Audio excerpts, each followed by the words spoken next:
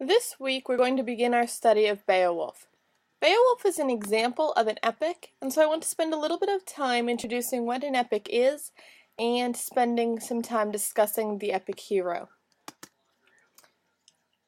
Beowulf is considered to be a primary or a folk epic. These epics there was no single author. Instead they were passed down through oral tradition, meaning they were passed down through word of mouth from generation to generation, until eventually, down the line, they were written down for us to read now. There are multiple characteristics of an epic. The first is that they were meant to be sung or recited to music. Because epics were passed down through oral tradition, by singing them or reciting them to music, it made them easier to remember. For instance, think about your favorite song. It's often easy to remember the lyrics because they're set to music, as opposed to plain prose writing. Oftentimes, gods and supernatural elements were involved in epics.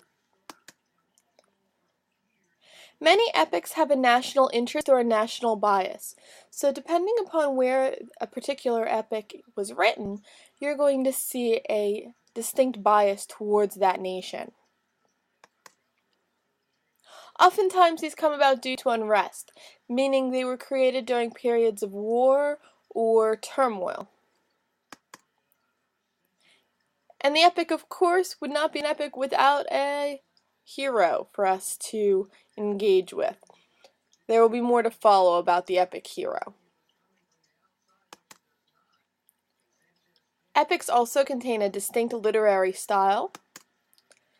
There's often a great deal of repetition within an epic.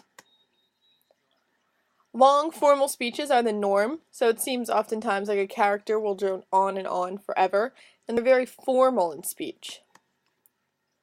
The entire language of an epic would be considered to be elevated. Elevated meaning it doesn't sound like everyday speech to us.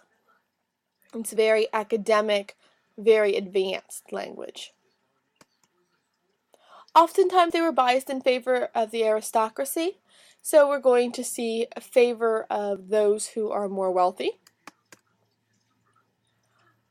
The opening of an epic will often involve some kind of question, something for the reader to think about or to consider as he or she reads the epic.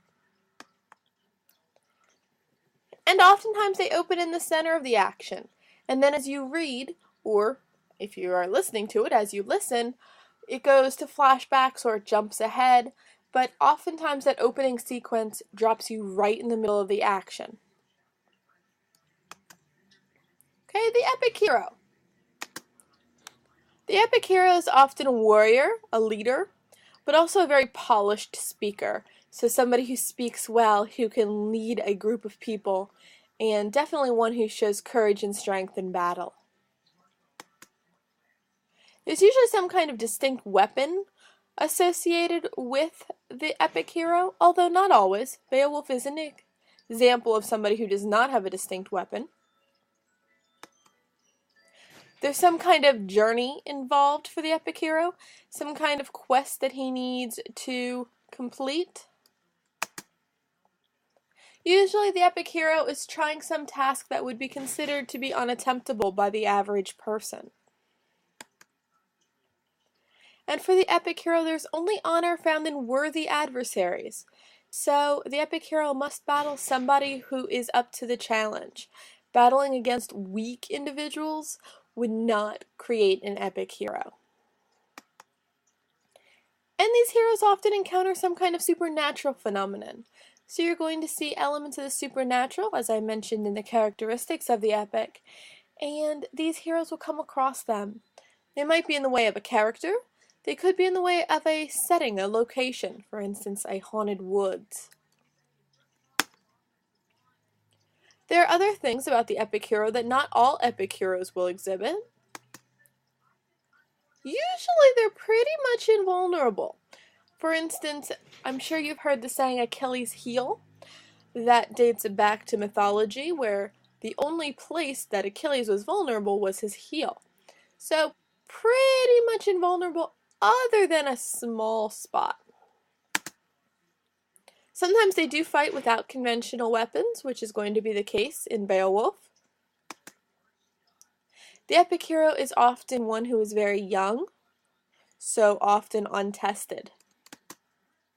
Simple birth. So even though these stories favor the aristocracy, the hero oftentimes is not a member of the aristocracy, but is born of very simple origins. So he's not wealthy. But he is often a dramatic protagonist, so you're going to see the epic hero given to long, dramatic speeches. This is not uncommon for the epic hero. Okay, some questions I would like you to answer in your submission block for credit for this assignment. First of all, I'd like you to tell me 2 of the characteristics of an epic that I discussed. I did give you more than 2. I would like 2 of them, please. Make sure that when you give them, you're detailed in your response. I don't just want you to write the phrase that I had on the PowerPoint. I went into a little bit more detail on each one of them, so make sure you include some of those details. The second question I'd like you to answer: what are 3 characteristics of an epic hero from the ones that I discussed? You can use either characteristics that most epic heroes have, or some from the second set of characteristics that only some epic heroes have.